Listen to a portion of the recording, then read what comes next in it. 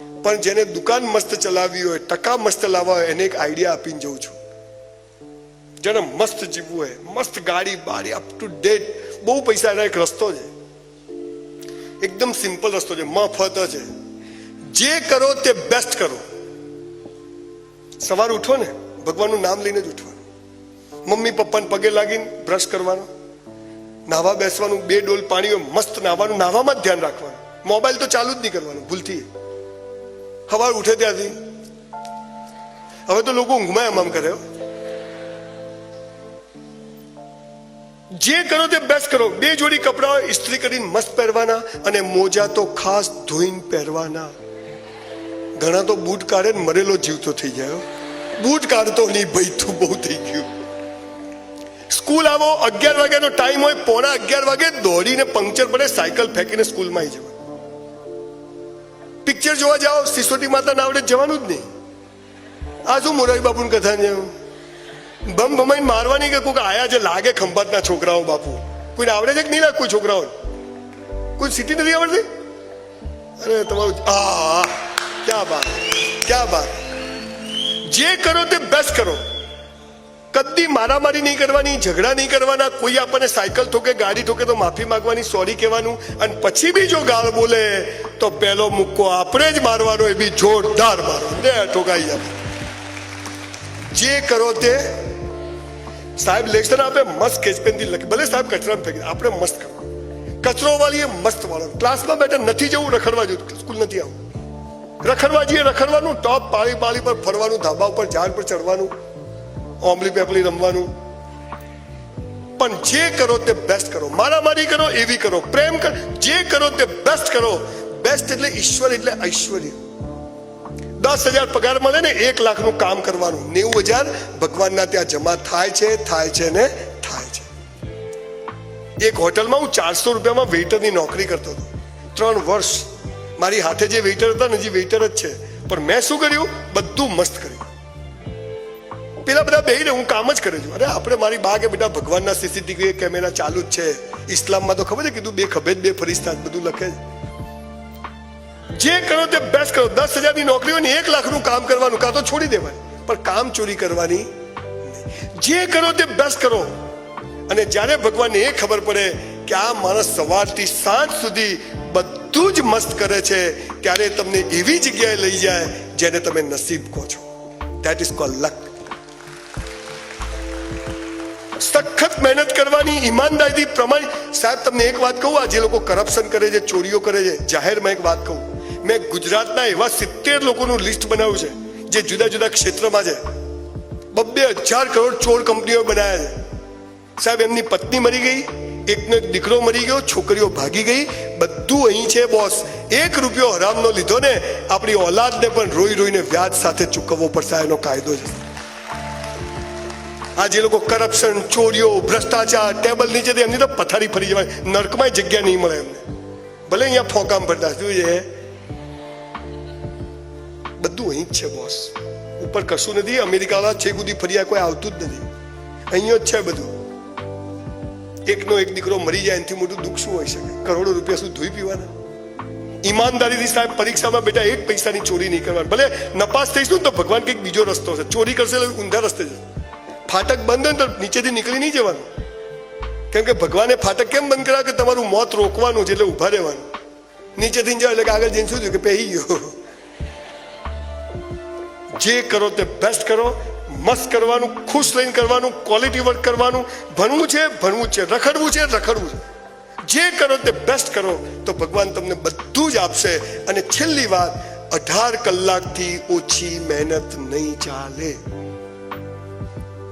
ધોરણ 12 સુધી, કોલેજ સુધી કોઈ વેકેશનમાં ક્યાંય ફરવા જવાનું નહીં, પણ દરેક વેકેશનમાં કોઈની દુકાન પર અનુભવ લેવા બેસવાનું કે પગાર જોઈતો નથી, કચરા પોતું કરીશ, તમે કહેશો એ કામ કરીશ, પણ મને તમારે ત્યાં રાખો. આ કરજો. દીકરા દીકરીઓ જીવનમાં આ તાલિયાને યાદ કરશો. સ્કૂલ કોલેજના ટકાવારીના સર્ટિફિકેટોથી 10,000ની નોકરી નથી મળતી.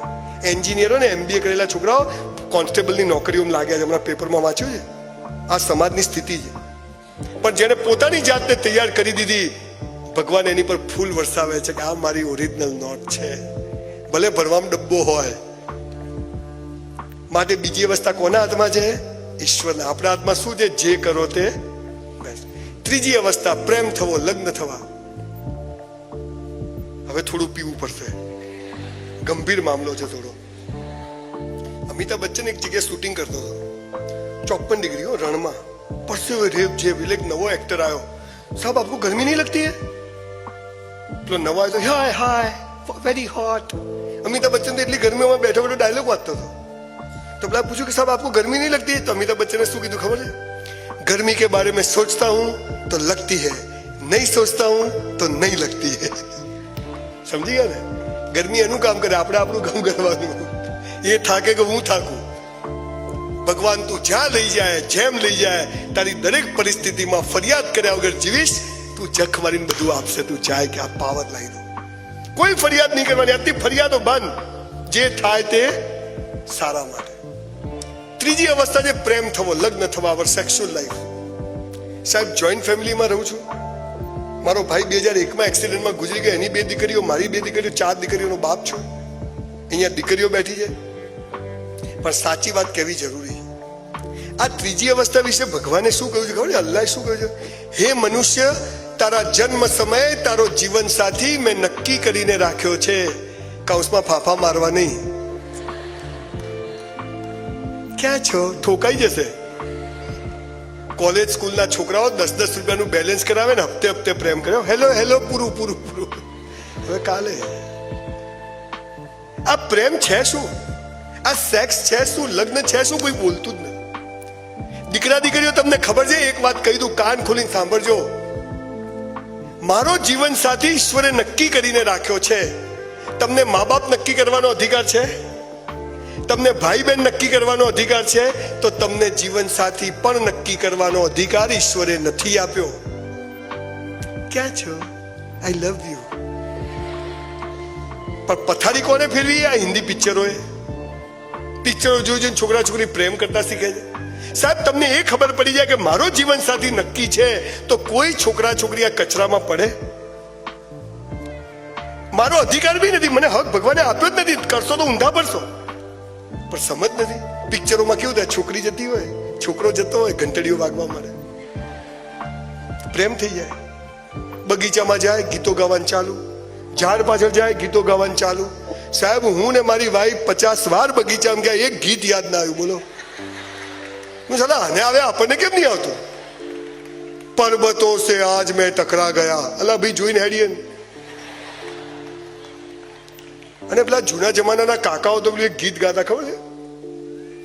સુહાની ચાંદની રાતે હમે સોને નહીં દેતી. ખાટલા મોકર પડ્યા હશે, તપાસ કર તું. બીજું કશું નહીં હોય. તું નહીં તો ઢેકડા હોતા હે, પૂછડા હોતા. શું થાય છે? અલા હું જેને પ્રેમ કરું એ મને મળે નહીં તો હું ગોળો થઈ જાઉં? આપણે ભગવાનને પ્રેમ કરીએ છીએ કે નહીં? કોઈને મળ્યો તો કોઈ ગોળું થયું? તું નહીં મળતો ગોળો થઈ ગયો. સિગરેટ પીવું કરે જ કોઈ? દીકરા દીકરીઓ આપણને ડફોળ બનાવે છે, ઉલ્લુ બનાવે છે હિન્દી પિક્ચરો. પ્રેમ છે ને પ્રાર્થનાથી ઉપરની અવસ્થા છે. મારા લગ્ન થઈ ગયા, હવે કોઈ પ્રેમ નહીં કરવાનો. Expiry date. હું તમને પ્રેમ કરું છું. પેલા સરસ મેડમે કેટલા મહિના પહેલા ડેટ લીધી હતી, આજ સુધી એકે ફોન નહીં આવ્યો તો નોટ હાજર. તો પ્રેમ જ છે ને. બીજું શું છે? કોઈ છોકરી કે 4 વાગે આવી જશે તો આપણે પહોંચી જઈએ કે નહીં? પ્રેમ એટલે શું? મારે આપવું છે, જોઈતું કશું છે જ નહીં. મેં આટલો કર્યો, એને આટલો કર્યો. ફૂટ પટેલીને માપ. હવે દીકરા દીકરીઓ પથારી ફરી જશે. તમે જેને પ્રેમ કહો છો એ પ્રેમ છે જ નહીં. એકબીજાને ઉલ્લુ બનાવવાના ધંધા છે. કેવો પ્રેમ તમે શીખો છો? છોકરો છોકરી હા અમે ઉભા રહે. જો બકા તારે મને કરવાનો, હું તને કરું. તારે કોઈ નહીં કરવાનો, હું કોઈ નહીં કરું. આ કેવી વાત થઈ ખબર? 2 વેપારી ભેગા થાય. જો તારે મને માલ વેચવાનો, હું તને વેચું. તારે કોઈ નહીં વેચવાનો, હું બી કોઈ નહીં વેચું. બોલો 2 ભિખારી થાય કે નહીં?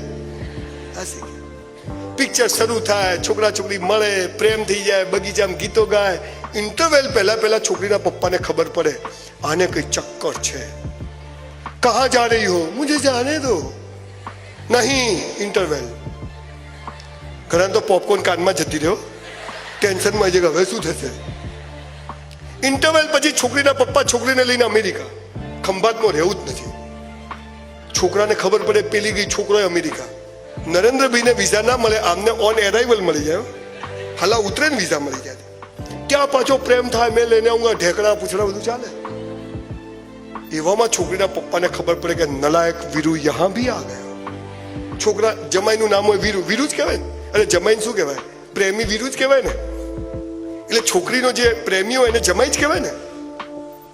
છોકરીના પપ્પા એટલે ગુંડા તો રાખતા જ હોય, એ બી સાઉથના જ હોય.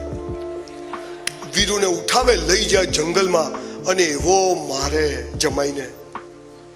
પહેલા તો પગ જ ભાગી નાખે, 6-7 ટુકડા થઈ જાય. વીરુ પડે અહીંયા પગ રાખે, નલાયક મેરી બેટી સે શાદી કરેગા. પેલો હાલો આખો ભાગી ગયો હોય તો શું કે, હા હું તો કહું ભાઈ લઈ જા, મારી બહેન છે. પ્રેમની તાકાત તો જુઓ.